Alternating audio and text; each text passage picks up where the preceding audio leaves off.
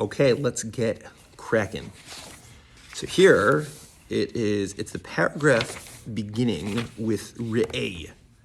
Re'eh ki ein divrei hachasidus. It's like the beginning of the Did you skip some paragraphs? of the Hakdama. No, we've done. No, that's where we are. Okay. That's what we're doing. Okay, so he says Re'eh ki ein divrei hachasidus v'nyoni hayir v'ha'ava v'toras halev devarim mutba'im ba'adam. So critical. He says these are not things that come natural. We wish they would come natural, and sometimes we believe that these things come naturally. We believe that naturally, of course, we stand in a yira and awe of HaKadosh Baruch Hu. We love Hashem, Taras Halev. He seems to define this later on. Rabbi Schlenger talks about this further on in this paragraph, and also later on in the Hakdama. The Taras Halev seems to be a matter of kavana. Kavana, that when we operate in Avodas Hashem, that when we perform mitzvahs, we're doing so with Taras Halev. We're doing so with proper kavana. We don't have vested interest. We don't have ulterior motives. We're not doing it to showboat, to show off, or whatever else. But that we think that these things come naturally. Of course, this just sounds like a person who's serving a Kadosh Baruch Hu with integrity, and we would believe that these are dvarim mutba'im ba'adam, that these are naturally implanted within us. This is who we are in our natural state. So that you don't need any specific means or methodologies in order to acquire them. Ella yimtzu osam b'nei adam ba'atzmam k'moshi yimtzu kol tenu osem hativios. These things we believe, or would like to believe, or we dupe ourselves into believing that they come naturally, like all of the things that we otherwise, all of our reflexes, or all of the urges that our bodies naturally have. For instance, kashena v'hayikitza, like going to sleep and waking up, hara'a v'hasava, hunger and being hungry or being sated. All those are the sorts of feelings, states of being that are naturally implanted within us. We think that our Avodas Hashem comes so naturally as well, or that the motif that we want our Avodas Hashem to have naturally comes just as a result of being a human being, or being honest with ourselves, or it's hard to be honest with yourself. Or just engaging in our Avodas Hashem and doing so with the understanding that, of course, it's supposed to look a certain way, so that certain way is going to come up all on its own. So he knows, he says it's not true. You have to strategize. You have to have strategies. And this is true, look, it's true most, everything that Mesilas Yesharim says about Avodas Hashem is true of being a human being in general, but that the kinds of things that we would expect and anticipate of ourselves, just because, of course, that's the right way of doing it, we believe is going to occur naturally.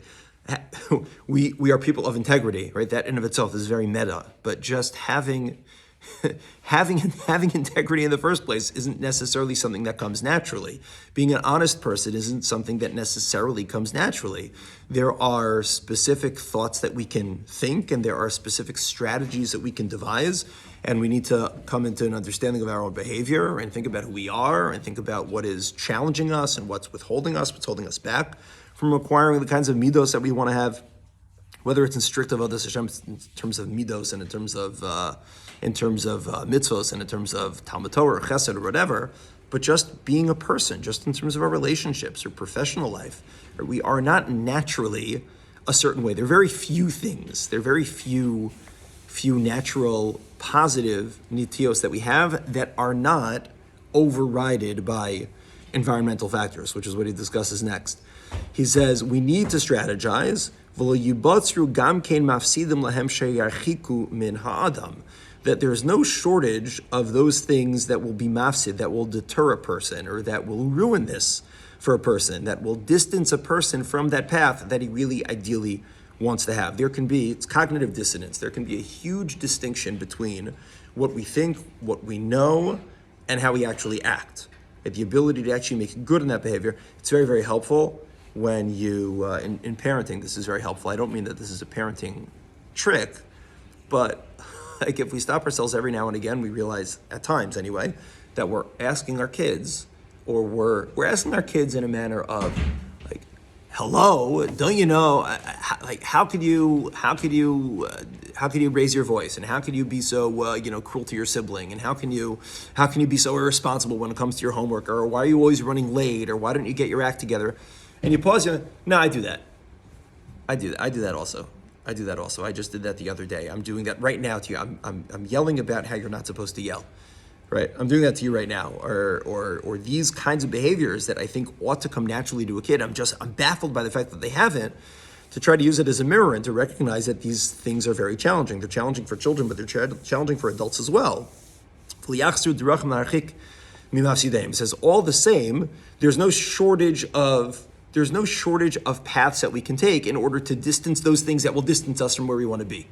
So there's no shortage of environmental factors. There's no shortage of even factors within ourselves that push us towards a place where we don't want to be, that will lead to the ruination of proper avodas Hashem, of proper midos, of proper character on the one hand, but there's also no shortage of ways that we can counteract that. We can also distance those mafsidim. We can distance those things that are going to be deterring us from what it is that we want to accomplish. But we have to be conscious of them, number one.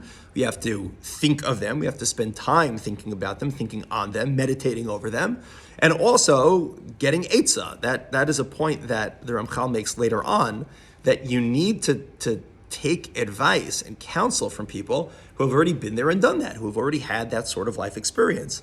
What he essentially says is that, and he does so humbly, but what he essentially says is, that's me. I've been there and done that. I've been through all these challenges and difficulties. I've made this lifelong effort to try to perfect myself or get as close to it as possible, to try to develop this midah and that midah. And now that I'm the other side, I can actually advise others as to what the proper course of action is. How could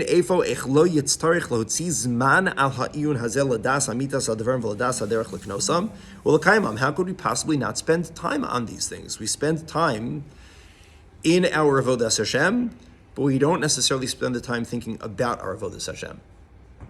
We give lip service to the idea that midos are critical and that we have to be good people and kind people and generous people and empathetic people, but we don't necessarily think about what those things actually mean, what they are at their core, what they are at the root, and then how to actually apply them.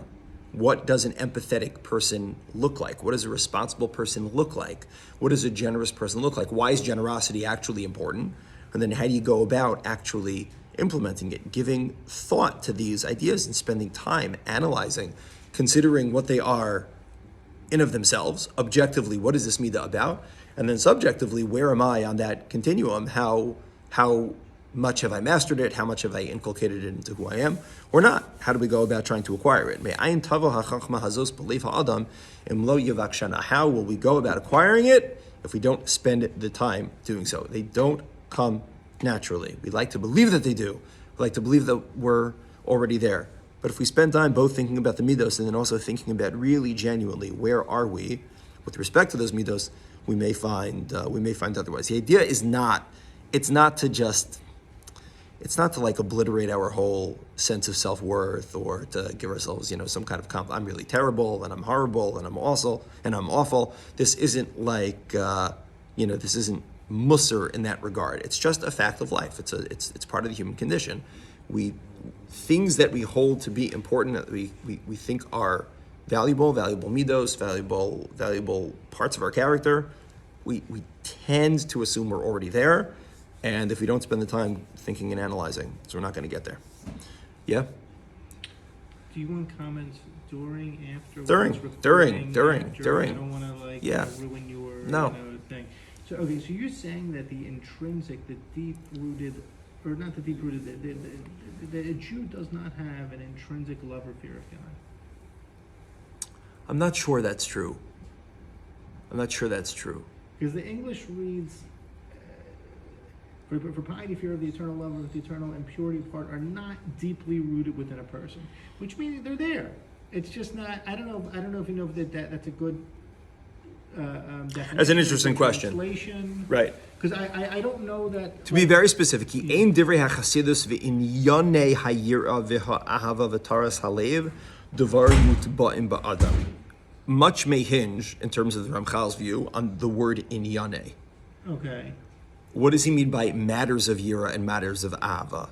Meaning, is that an assumption that it's not mutba, it's not naturally implanted in the Jewish soul to have a natural, innate love or fear of Hashem? I wouldn't think so. I would be surprised. I think what he means is some of the finer points. Last week already, we were speaking about how much they're sophisticated, right? It's complicated. I think there's that. I don't think that he would disagree that there is that natural pull or natural inclination, yira, ava, even taras alev, that we have. But in Yane Hayira, matters of Yira, matters of Ava, meaning it's complicated. Look, it certainly needs to be developed. I think that's the question. I think we will all agree. The question is it there and needs to be developed, or it seemed to be what you're saying is it's not there at all and we need to work on getting it. I don't think so. I would have a hard. There's so much. I couldn't tell you the Ramchal's specific sheet, meaning I can't tell you that, no, because in 100 other places in the Ramchal's writings, he speaks about how a person has a natural Ava, natural Yira. That's fine. So I don't think so. I would just be surprised because of the corpus of other Torah that exists out there.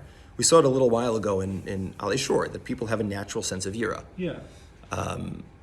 But I think the point is really inyane. Divrei hachasidus v'inyane hayira. These matters. Yeah. These issues. Meaning, if you look at this as a whole subset of of Torah literature, right, or of avodas Hashem, so matters of yira, matters of ava, matters of taras halev, those are things that need to be developed further. Those are things that are not necessarily mutba ba'adam. I would have a hard time assuming that he holds that there's no such thing as innate ava. One other comment. Yeah, I think you said this about children. I may have misheard.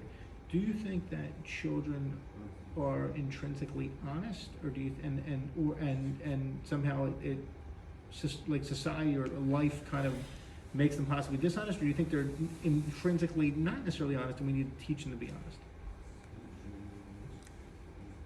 Because you seem to say that honesty doesn't come naturally. When children are as honest as can be. And it seems like, and we teach them. They also lie. Yeah, but do they lie? They do, but do they lie because they learn to lie because of fear of consequence? I think so. Okay, so the intrinsic then, if they learn to lie because of fear of I don't consequence, think the intrinsic is there's honesty. I mean, that's a real thing. There's a stage of development when kids actually start to lie. Yeah. Right, because there are consequences. Meaning, Yeah. if you there are no consequences for a newborn. Yeah. Right, there are no consequences for really little kids. But I think it's that. Meaning, a kid will at some point start to. I don't know. The word naturally, I may be throwing around a little bit too much. But like when he says at first, "Dvar mutba'im ba'adam," again, I think what he's talking about is that there are aspects of Yira and aspects of Ava. I don't think he's dismissing or discounting the idea that there may be an innate Ava or there may be an innate Yira. Okay. I don't think so. But what I mean when I say that that these things don't necessarily come naturally, meaning you can't just put the system on autopilot and presume that you're going to get there. Look, the year of a gadol, who literally sees God in everything, is in my year. It's going to be different, right? Yeah, I think that's what he means by inyana yira v'ha'ava, and especially when it comes to something like taras halev. Like, yeah, of course, we think that we're people of integrity. Of course, the reason why I get up in the morning and I go to shul is because I'm a person of integrity and because I believe in HaKadosh Baruch Hu. Of course, the reason why I get up and I go out to Minyan is because I was thinking about this the other day. I don't know if I'm getting vulnerable here. We were away yesterday. We're in outside of DC. Went to DC for like an overnight. So I woke up in the morning. Nobody else was sleeping. Got up early in the morning. And I went, and the closest minyan was 25 minutes away, which technically, if a minyan is only 25 minutes away, you're really chayav to go to minyan. Maybe yeah, maybe not. I don't know. But look, I didn't daven ma'ariv with a minyan the night before. It didn't work out. We were with the kids and traveling fine. But shachris, I put on tefillin like a mensch, and you go learn a little bit and daven. And I was thinking about this what was it that motivated me? I can't say that I got up in the morning and I had any thought of, it's time to serve HaKadosh Baruch Hu. Now, is it because those thoughts are just so, by this point, they're naturally implanted, that of course that's just what you do, even if I'm not spending conscious activity on it? And how much is, I don't want to have to explain to my wife and kids that, I didn't go to Minyan. No, technically you don't really have to, and it's 25 minutes. Wait, what do you mean? We're all sleeping. Why can't you? I wanted to kind of sleep in. I was tired. But Tati, don't you go to Minyan every morning? Yeah, I do, but that's when it's convenient. And how much is, no, Tara Salev. Obviously, I'm a person of integrity, right? I'm a Minyan goer. I daven. I learn. That's what you're supposed to do. But how much of the actual expression of any of those values is real and is genuine, and how much of it is maybe mixed up with some other kavanas. I'm embarrassed, or I have a reputation I'm trying to maintain, or I don't want to get the third degree. I don't want to be raked over the coals by my kids and have to respond to all of their questions. How come you didn't? And sometimes you do, and so like you just seem so wishy-washy. And what does that mean exactly? And no. So I want to serve as a role model for them. How much of even serving as a role model for your kids? How much of that is because it's proper and it's right and it's good, and how much is that because I want to cash in on the nachas that you have later on in life when they grow up and they become saying, that's me, that's my kid, and how much is real and how much is false, and it's complicated. It's really complicated. I think we have a certain natural taras alev, and I would imagine that the Ramchal agrees with that we have a pull towards serving the Kadosh Baruch Hu. But in any given moment, in any given act, how much is that? Like on the pie chart, right? I don't think that you can take any given act necessarily and say, no, this was either lishma, this is lo lishma. But it's like on the pie chart. How much are ulterior motives and how much is real and genuine? Complicated. This is why we got to work. That's right, Rabbi. This is why we got to work. Shkayach. Okay, pick up from there. Shkayach.